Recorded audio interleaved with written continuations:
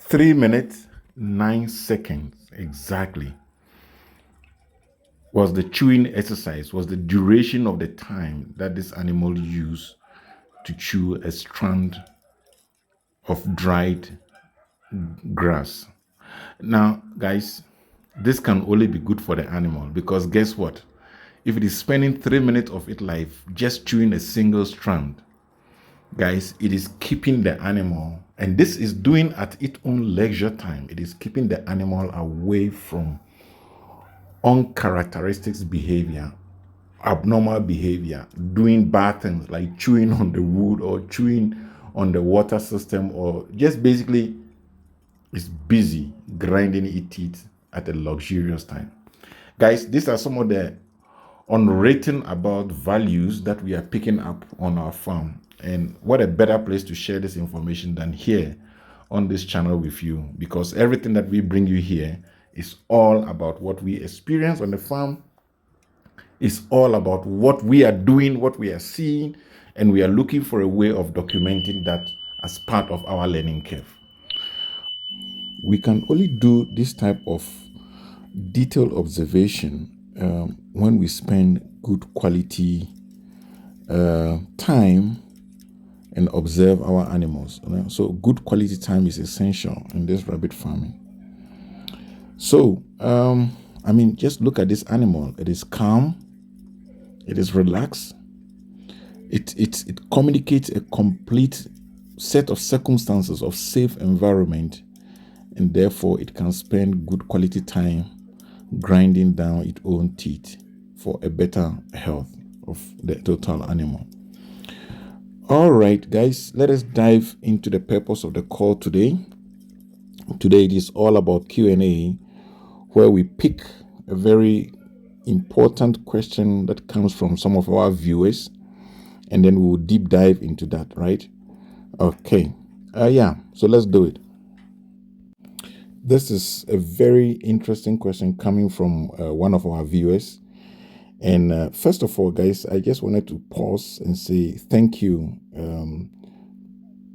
at Tiami, right? Thank you very much for such a well thought out question. at this community, guys, it's an opportunity, if you're on this channel, to use every single opportunity to post questions, right? Because there are so much rich experiences that we are getting on the farm that are not written in books. And the only way that we can get the information out is by interacting with you on such a forum where we put out the videos, you post questions, relevant questions, so that it can help develop the conversation. Okay, guys, this is the first. It's happening. I mean, we've been talking about dry grass, right? Dry hay grass for ages. And now guess what? It has become the norm. Everybody is now practicing it. Guys, amazing stuff. Every forum I go to now, everybody speaks about dry your grass, dry your grass. You know, of course, there is benefit in it. And that benefit is what we want to share with you. So guys, use the opportunity to post questions so that together it can become interactive and we can then gain more and more knowledge. Okay. So yeah, thank you, Tiami. Let's now jump straight into this question. Essentially, this question is, do rabbits grow big and fast with only hay? And this person is specific because I assume elephant grass is what is available in their area. Okay. So guys, this is a well thought out question, and we can split it into the various components and then attack it from that angle. Okay. So yeah, let's go to it. Oh, by the way, Elliot is on standby. He's done some nice clip that I'm going to insert into this discussion. But let's just quickly break it down and take it step by step and then answer this question in detail, okay? Okay, guys. So when we speak about big, we are just talking about the breed, okay? Genetics, material. That is what we are talking about. In this particular case, example, you cannot go and take a Netherlands dwarf and expect it to grow big, right? Or at the same time, you cannot go and take a Flemish giant and expect to get a good quality commercial meat, okay? It looks bigger, but the quality of the meat, the efficiency is not there. Okay, so when you talk about big, we are talking about a commercial breed, okay? Now, when you talk about fast, guys, it's about time to go to market, not just time to go to market, efficiencies of using your input to acquire a particular market meat size. Okay, so you don't want to feed your animal for so long before they get big. Example, the giant, the Flemish giant in this case, you have to feed it for so long for you to get a size, right? But we are talking about a broiler kind of a rabbit where you feed it within a matter of 3 months, 4 months, it is ready for market. And then the last part of the question, guys, is hay. Is hay alone a balanced diet? No. Okay. And so we of course, hay makes up 80%. Now that 20% is so crucial to the total performance of the animal. So hay alone is not sufficient. Elephant grass alone is not sufficient. And just to add to that, I will go ahead and add 1 or 2 different type of grasses, not just elephant grass. Guys, your elephant grass, dry it. Make sure it is bone dry, okay? The big stem in the middle there, make sure it is fully dried up, okay? And then add 1 or 2 different type of grasses. We've had several discussions of grasses on this channel. There are tons of videos on grasses on this channel. Go out there, investigate them, and start using some of those grasses. By the way, those grasses are available in your area as well, okay? Wherever you find elephant grass, you find some of the grasses we are talking about. Okay, let's make some way for Elliot, who is going to add to this, and then we can dive straight into conclusion. In response to our previous video, we want to talk about 2 points. One is commercial. Commercial rabbit because they are good meat producers,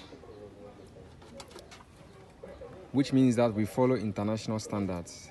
And so we have the New Zealand white, we have the New Zealand red, and then we have the Californian rabbit. You can talk about chinchilla, and then some cinnamon. The second point is feeding.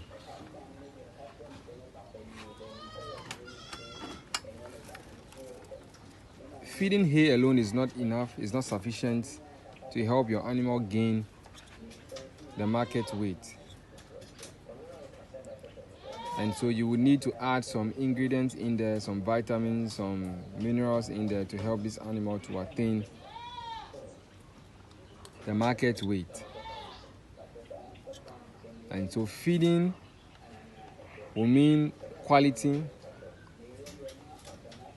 balance, and efficient. And so here on Ace Farms, we feed our animals twice a day. And so we do hay in the morning, a lot of hay in the morning, a lot of hay in the evening, and then a bit of the layer mash and wheat brown mix. So, folks, there you have it. Hay alone is not sufficient, although it makes up 80% of the animal's diet. The remaining 20% is so crucial to the total growth of your animal. So to get that balanced diet, we at Ace Rabbit Farm, we feed hay in the morning and also in the evening.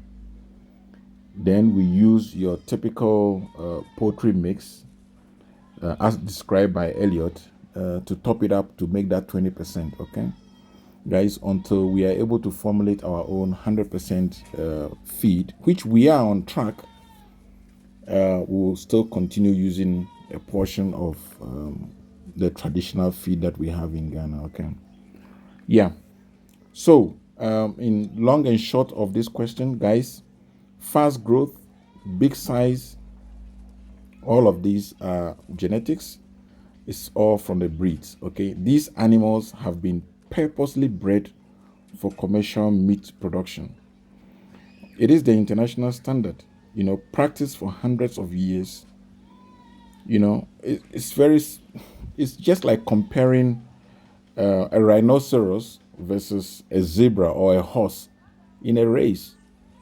Of course, the zebra and the horse are going to win that race because they are purposely bred for speed, for running fast. A rhinoceros is a huge animal that just stands at one place.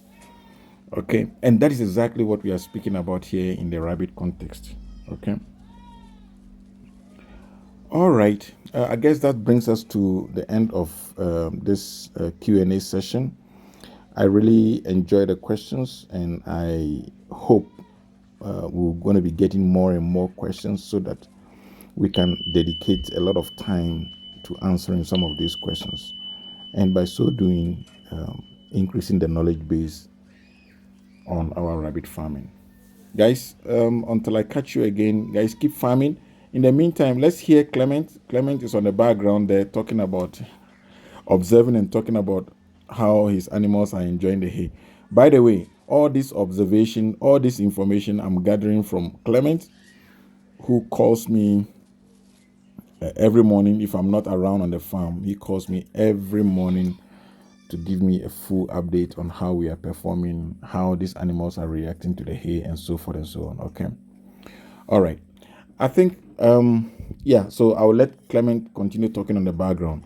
But the question, what I could not do was to take the elephant grass and also break that down into the actual components of the elephant grass.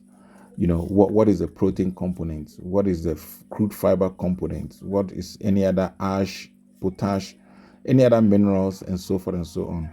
I think that will be a next area for us to investigate. Okay. All right, guys, until we catch you again, you know how we do it here at Ace Farm. Keep farming, don't give up, and we'll definitely catch you on the other side. Bye. Mother of seven, Palmino, crossed with New Zealand Red. They're enjoying their hay.